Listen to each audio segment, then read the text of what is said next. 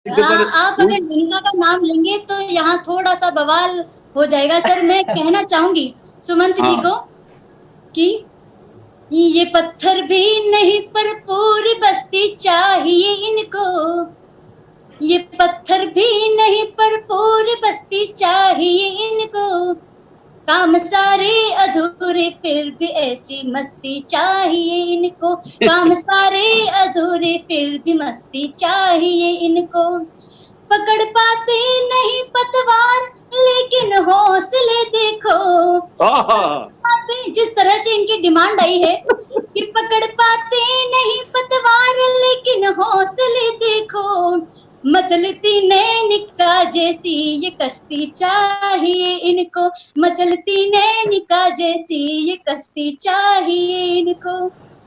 बहुत बहुत शुक्रिया सुमंत जी। नैनिका जी एक मिनट सुनिए, मैं कवि सम्मेलन तो नहीं करता हूँ लेकिन मुझे भी चार पंक्तियां याद आ रही है। जी स्वागत है। चार पंक्तियां मुझे भी याद आ रही है, चार पंक्तियां सुनते जाइए। बहुत बहुत स्वागत।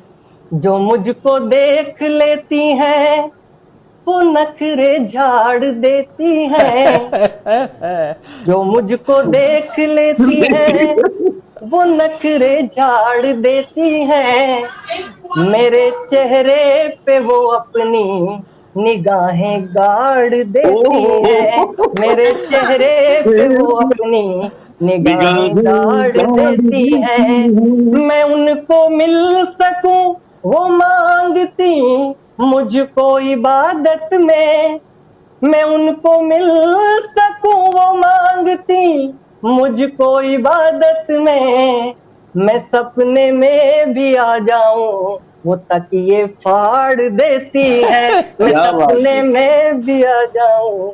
बहुत बहुत धन्यवाद। बहुत धन्यवाद भाई। हाँ बोलो बोलो। क्षमा चाहूंगी सर। हाँ जवाब देगी पक्का। अगर मैं अभी चुप रही तो सारी लड़कियां मुझे जरूर बाद में ताना देगी कि नैनिका तुम चुप हो गई। तो मैं इनका जवाब देती हूँ। ये कवि सम्मेलन इतना ऊंचाइयों पे, मेरी आदत नहीं। जी सर।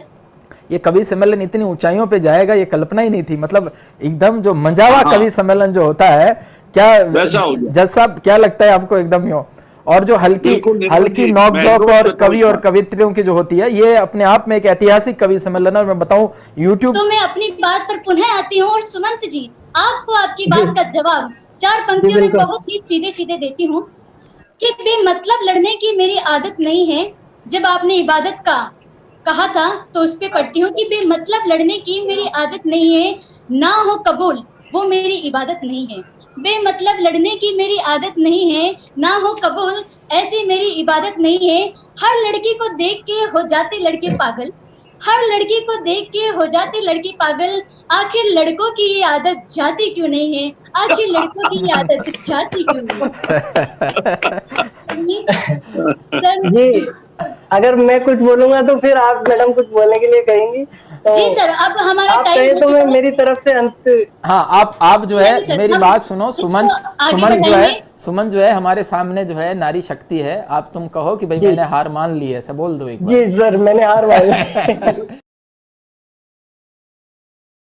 तो चलिए चलते हैं हम हमारे अगले कवि की ओर और अगले कवि के रूप में मैं बुलाती हूँ सुमंत जी भाटी को, जो चित्तौड़गढ़ में वरिष्ठ अध्यापक संस्कृत के रूप में कार्यरत हैं और देखते हैं जानते हैं कि किसको वो इतना भुलाना चाह रहे हैं पर भुला नहीं पा रहे हैं।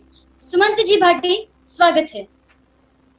कि मुस्लिम कुरान मांगे, हिंदू भी राम मांगे, गुरु ग्रंथ सिख मांगे, ईसाई ईसा मांगता, प्यासा भी नीर मांगे, रांझा भी हीर मांगे, मातृभूमि वीर मांगे, कुर्बानी देश मांगता, बाग भी बहार मांगे, महफिल दिलदार मांगे, कुमुदिनी भी चांद मांगे, भ्रमर कली मांगता, और दौलत भी मांगे नहीं, शोहरत भी मांगे नहीं, दोनों हाथ जोड़ के सुमंत प्यार मांगता। क्या बात है, क्या बात है। हाथ जोड़ के सुमंत प्यार मांगता।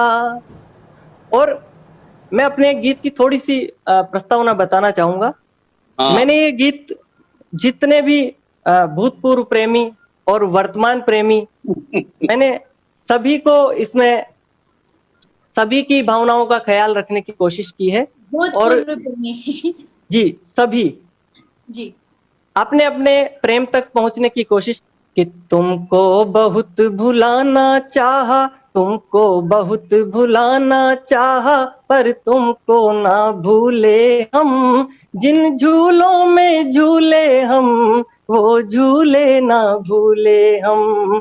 शीतल झरनों की कल कल में, शीतल झरनों की कल कल में तेरा राग मिलाना वो, छूकर मेरे तन मन को तेरा कंपन कर जाना वो।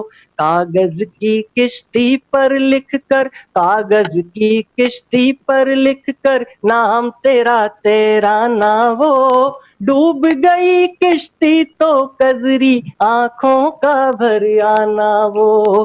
तेरे अश्क पोंछ कर हम तो तेरा हल्का करते मन, तुमको बहुत भुलाना चाहा पर तुमको ना भूले हम।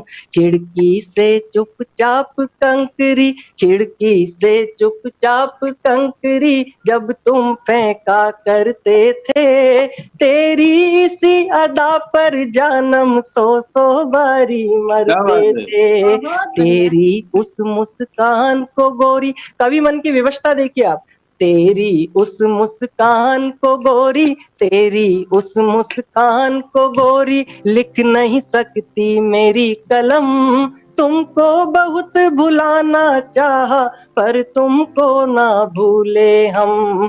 प्रेम का वो चलचित्र हमारी आंखों में मंडराता है, तेरे विरह प्रेम की पीड़ा में ये जोगी गाता है। तेरे छूने से होता है मेरे तन में स्पंदन, मेरी नींद उड़ा देता है तेरे नैनों का अंजन।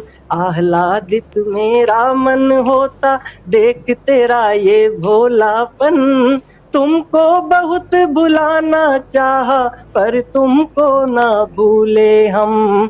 कोई शहद घुली हो जैसे, कोई शहद घुली हो जैसे बोली में मीठी सरगम, छाया चित्र तुम्हारा सुंदर हर लेता है मेरे गम।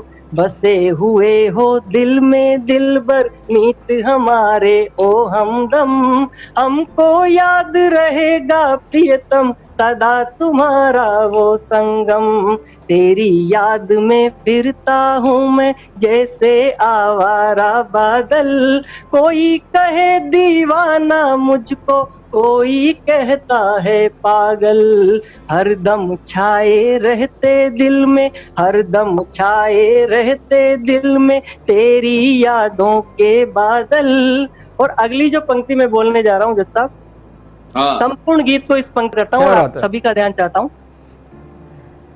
हरदम छाए रहते दिल में तेरी यादों के बादल, अब तक है संबंध हमारे जैसे पावन गंगा जल, अब तक है संबंध हमारे जैसे पावन गंगा जल। महक रहा है जीवन मेरा जैसे कोई चंदन वन, तुमको बहुत भुलाना चाहा पर तुमको ना भूले हम।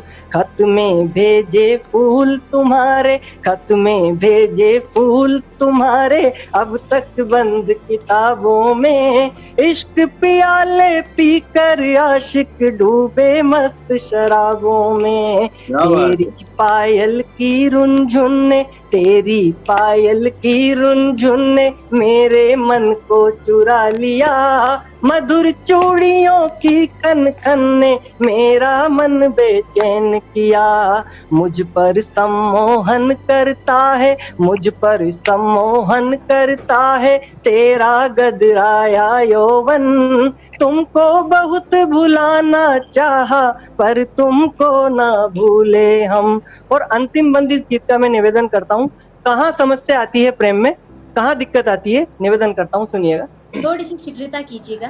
कि मजहब और धर्मों की जंजीरों ने हमको बांध लिया, मजहब और धर्मों की जंजीरों ने हमको बांध लिया, प्रेम परिंदों को इस जग ने जब चाहा जब कैद किया, और प्रेम की पावनता को मजहब बेरी लील गया, अपने प्रेम ग्रंथ को कोई चलता जोगी कील गया, मेरे दिल में दफन हुआ है, मेरे दिल में दफन हुआ है तेरे बिछोहे का ये गम, किंतु आज निकल आया है गीतों में बनकर सरगम। क्या बात है, क्या बात किंतु है। आज निकल आया है गीतों में बनकर सरगम, कविता के ये चंद छंद मैं, कविता के ये चंद छंद मैं करता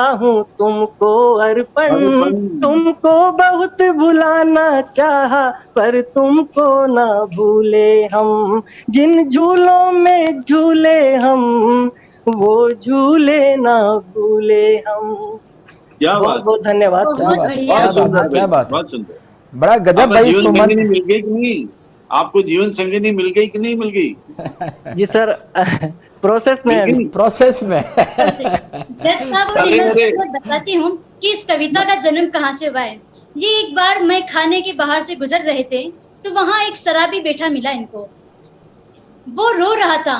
सुमंत जी ने उससे पूछा कि भाई तू रो क्यों रहा है, तो शराबी ने जवाब दिया, वहीं से इस कविता का जन्म हुआ। उसने जवाब दिया कि हे भगवान, मैं जिस बेवफा का नाम भूलना चाह रहा हूँ उसका नाम याद नहीं आ रहा है। उसी से इनकी इस कविता का जन्म हुआ है। नहीं, आपको एक बात बताता हूँ, इनके साथ तो प्रभु ने अन्याय किया है। अच्छा, वो 4 लाइनें हैं कि 16 से 25 पूरे 9 वर्ष तक, 16 से 25 पूरे 9 वर्ष तक जब सुमंत जी का तप चला, तब कहीं जाकर महाप्रभु का सांसें नला। प्रभु प्रगटे और बोले भक्त वर मांग, प्रभु प्रगटे और बोले भक्त वर मांग। सुमंत जी बोले वर नहीं वधू चाहिए।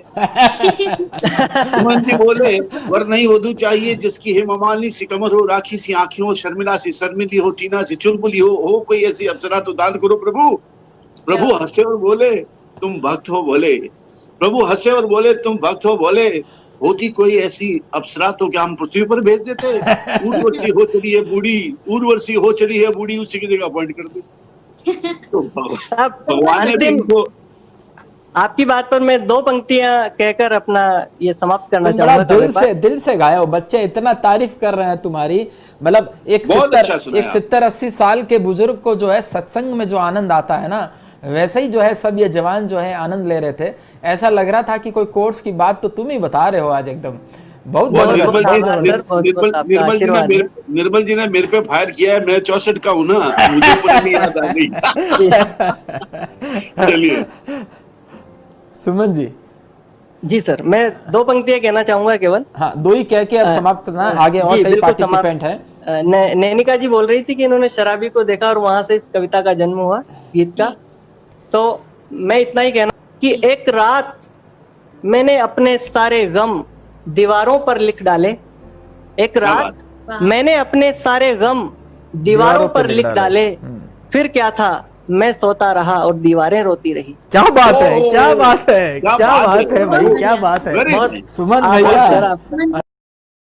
बिल्कुल बिल्कुल, आप जैसे लोग सुन रहे हैं तो फिर अब आपसे आज अखिल भारतीय कवि हो गए, श्रृंगार रस के अखिल भारतीय कवि के रूप में आपकी स्थापना की जाती है। नैनिका जी, अगले पार्टिसिपेंट की ओर हमें ले चलिए। बहुत बहुत बधाई सुमंत जी भाटी। और अगले प्रतिभागी के रूप में मैं बुलाना चाहूंगी